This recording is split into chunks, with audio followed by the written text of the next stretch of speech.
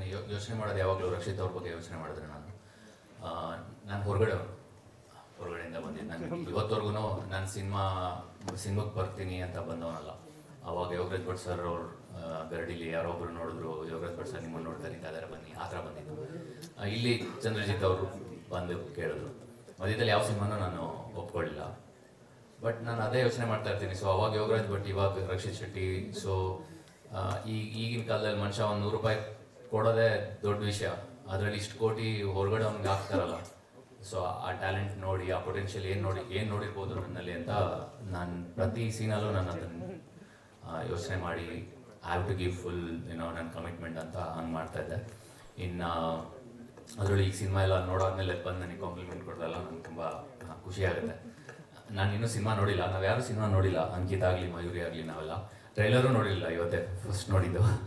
So ನಾನು ಅಂದರೆ ನಮ್ಗಳು ನಂಬ್ಕೊಂಡು ಇಷ್ಟು ಕೋಟಿ ದುಡ್ಡು ಆಗ್ತಾರಲ್ಲ. ಸೊ ಅದಕ್ಕೆ ನಾನು ಯಾವಾಗಲೂ ಆಭಾರಿ. Thank you so much. ಇನ್ನೇನು ಸರ್, ಅಷ್ಟೇ ಅಲ್ಲ.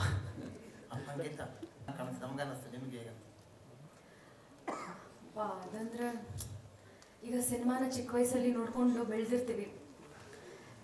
ನಾನು ಆವಾಗಲೇ ಹೇಳಿದ್ನಲ್ಲ, ಚಲನಚಿತ್ರರಂಗಕ್ಕೆ ಪಾದಾರ್ಪಣೆ ಮಾಡೋದು ಒಂದು ಕಡೆ ಆದರೆ, ನಮ್ಮ ಜೀವನ ಅಂತ ನಾವು ನೋಡ್ಕೊಂಡು ಬಂದಾಗ ಚಿಕ್ಕ ವಯಸ್ಸಿನಲ್ಲಿ ಎಲ್ಲರೂ ರೆಡಿ ಆಗೋದಾಗ್ಲಿ, ಅಪ್ಪ ಬ್ಯಾಂಕಿಂದ ಬಂದ್ರ, ಅಮ್ಮ ಎಲ್ಲ ಒಂಥರ ಹಾಲ್ಗೆಲ್ಲ ಕುಡ್ಕೊಂಡು ಎಲ್ಲರೂ ರೆಡಿಯಾಗಿ ಹೋದ್ವಾ, ಥಿಯೇಟ್ರಲ್ಲಿ ಹೋಗಿ ಕೂತ್ಕೊಂಡು ನೋಡಿದ್ವಾ ಅನ್ನೋ ಒಂದು ಏನು ನೆನಪಿದೆ ಅಲ್ವಾ. ಆ ನೆನಪು ತುಂಬ ಸ್ಟ್ರಾಂಗ್ ಇದೆ. ಅದೊಂಥರ ಹಬ್ಬ ಆಚರಿಸೋ ಹಾಗೆ.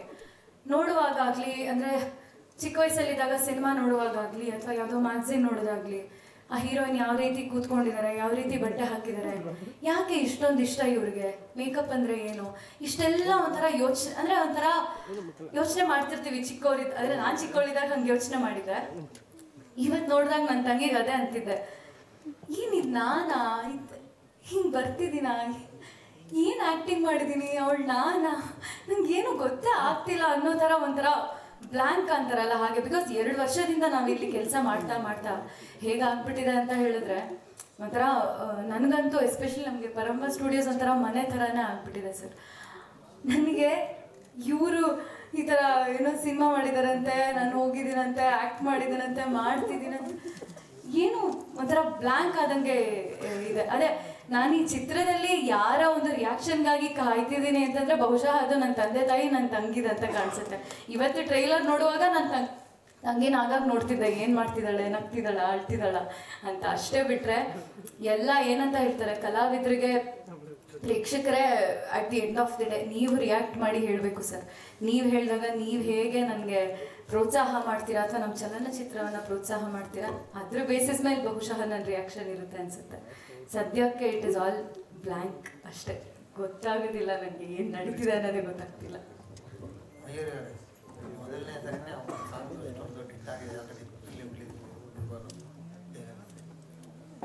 ತುಂಬ ಖುಷಿ ಆಗ್ತಾ ಇದೆ. ನನ್ನ ಮೊದಲನೇ ಸಾಂಗ್ ಇದು. ಈ ಥರ ಸಾಂಗ್, ಈ ಥರ ಪರ್ಫಾರ್ಮೆನ್ಸ್ ಮತ್ತು ಲೊಕೇಶನ್ಸ್ ಕೂಡ ಅಷ್ಟೇ ಬ್ಯೂಟಿಫುಲ್ ಆಗಿದೆ. ಮತ್ತು ಸ್ಪೆಷಲ್ ಥ್ಯಾಂಕ್ಸ್ ಶ್ರೀವತ್ಸನ್ ಅವ್ರಿಗೆ. ಅವರ cinematography, it is written all over this song. ಎಷ್ಟು ಚೆನ್ನಾಗಿ ಕಲರ್ ಗ್ರೇಡಿಂಗ್ ಇರ್ಬೋದು, ಸಿನಿಮಾಟೋಗ್ರಫಿ ಇರ್ಬೋದು. ಮತ್ತು ನವ್ಯ ಹಿಯರ್, ನಮ್ಮ costume designer Navya, beautiful costumes. ಈ ಒಂದು ಸಾಂಗೇ ಅಂತ ಅಲ್ಲ, ಪ್ರತಿ ಸಾಂಗ್ ಎಲ್ಲ ಕ್ಯಾರೆಕ್ಟರ್ಸ್ದು ಕಾಸ್ಟ್ಯೂಮ್ಸ್ ಮಾಡಿದ್ದಾರೆ. And first time Navya costume designing ಮಾಡ್ತಾ ಇರೋದು. And beautiful job. ಈ ಸಾಂಗ್ ಏನು ಹಿಟ್ ಆಗಿದೆ ಅದ್ರ ಮುಂದೆ ನಾನು ಕಾಣ್ತಾ ಇದ್ದೀನಿ. ಬಟ್ 150-200 ಕ್ರೂ ಮೆಂಬರ್ಸ್ ಎಫರ್ಟ್ ಅದು. ಸೊ ಅವರೆಲ್ರಿಗೂ ಥ್ಯಾಂಕ್ಸ್. ತುಂಬ ಖುಷಿ ಆಗ್ತಿದೆ. ಅವರೆಲ್ಲರೂ ವರ್ಕು ರೆಕಗ್ನೈಸ್ ಆಗ್ತಿದೆ ಅಂತ ಖುಷಿ ಆಗ್ತಿದೆ. ರಕ್ಷಿತ್ ಅವರು ಮಾಡಿ ಸಿನಿಮಾ ಇಲ್ಲೇ ಆಲ್ಮೋಸ್ಟ್ ಕಂಪ್ಲೀಟ್ ಆಗ್ತದೆ. ಒಂಥರ ಲಕ್ಕಿ ಪ್ಲೇಸ್ ಅಂತದೆ ಇದು ಹಿಟ್ ಆಗಿದೆ.